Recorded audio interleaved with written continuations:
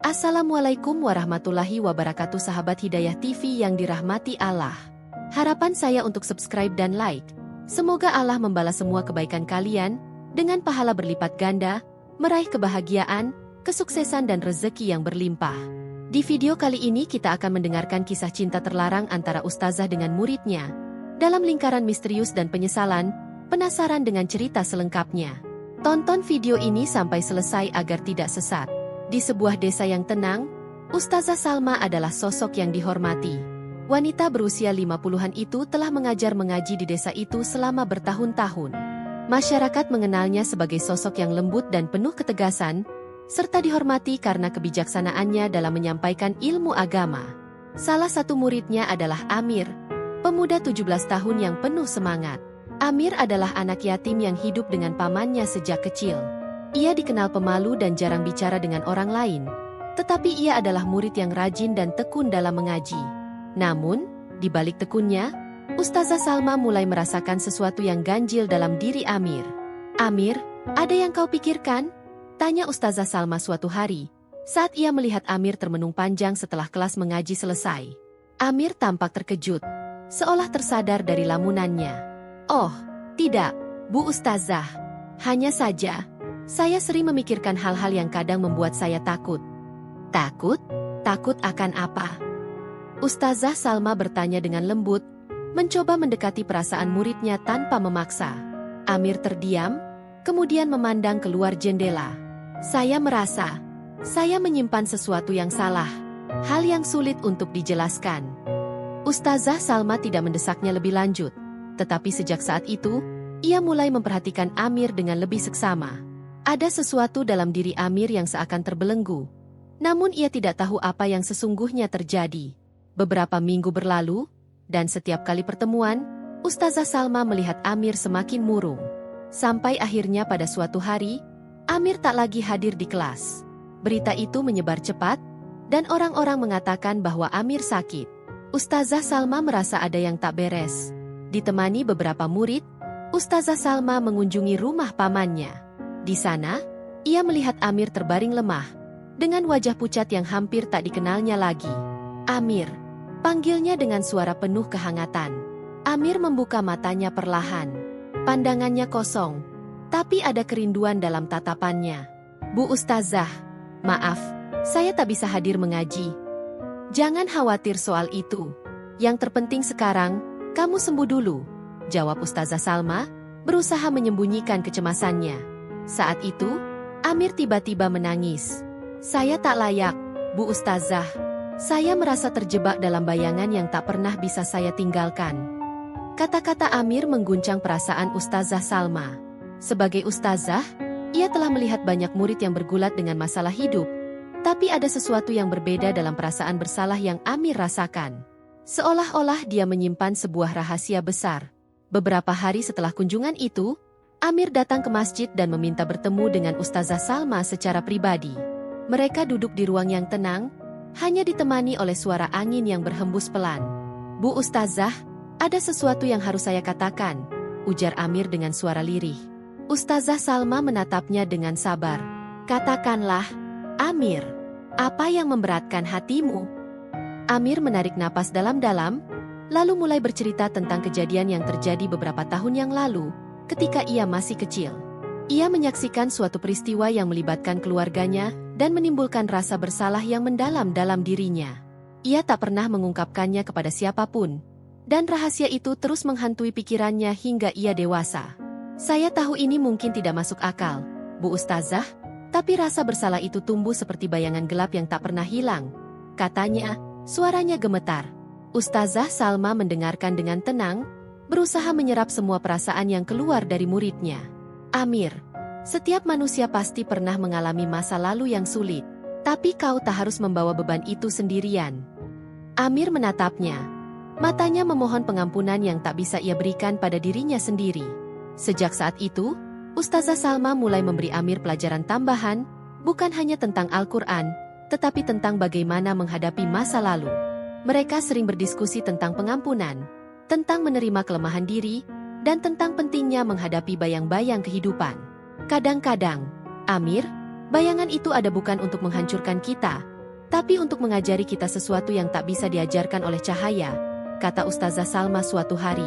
Amir mulai belajar memahami bahwa rasa bersalahnya tak harus mengikatnya seumur hidup.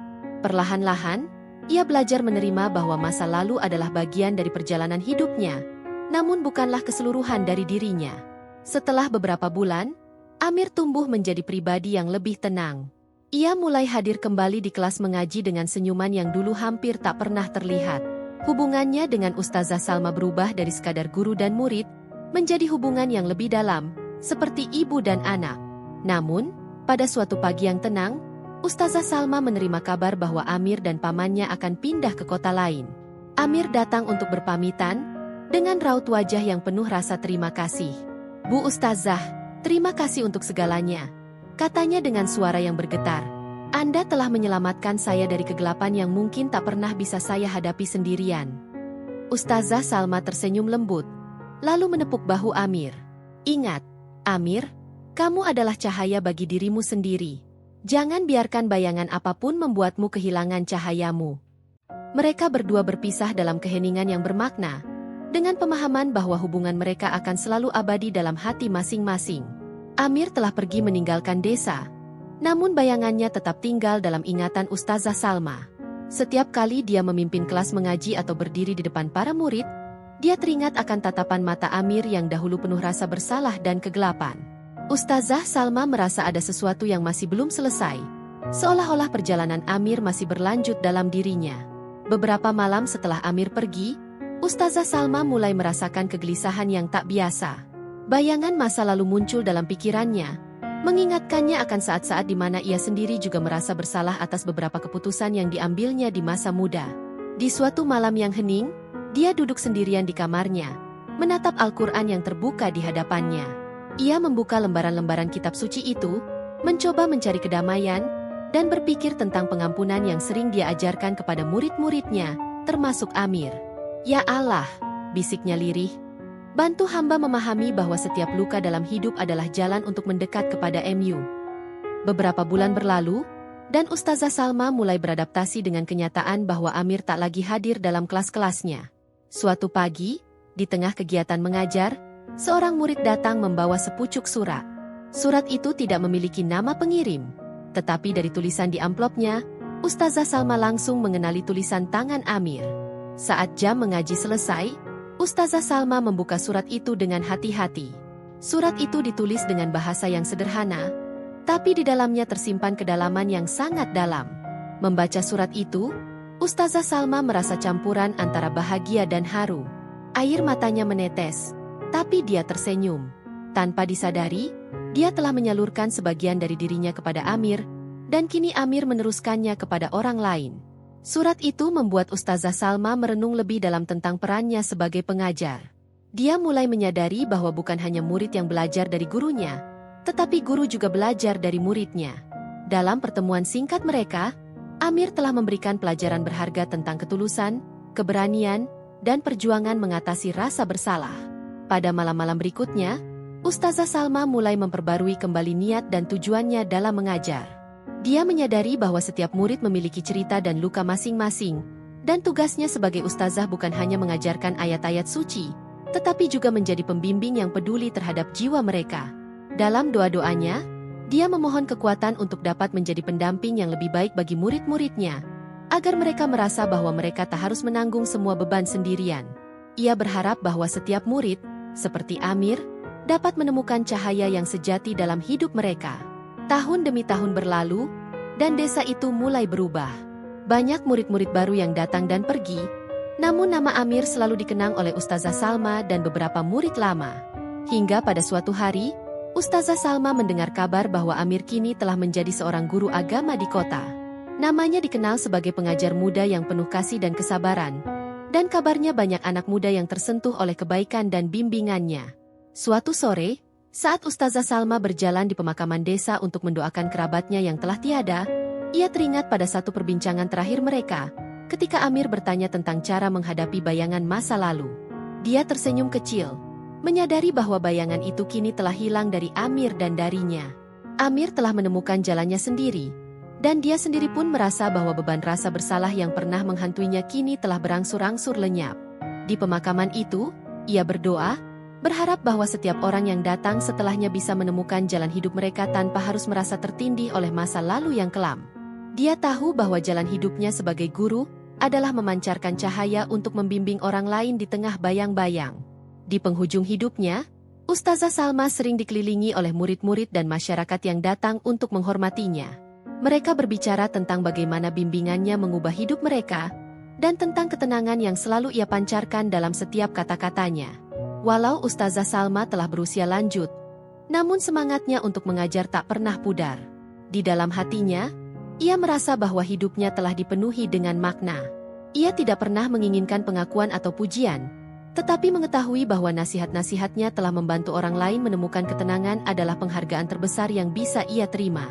Sebelum berpulang, Ustazah Salma menuliskan pesan terakhir untuk para muridnya yang mengelilinginya.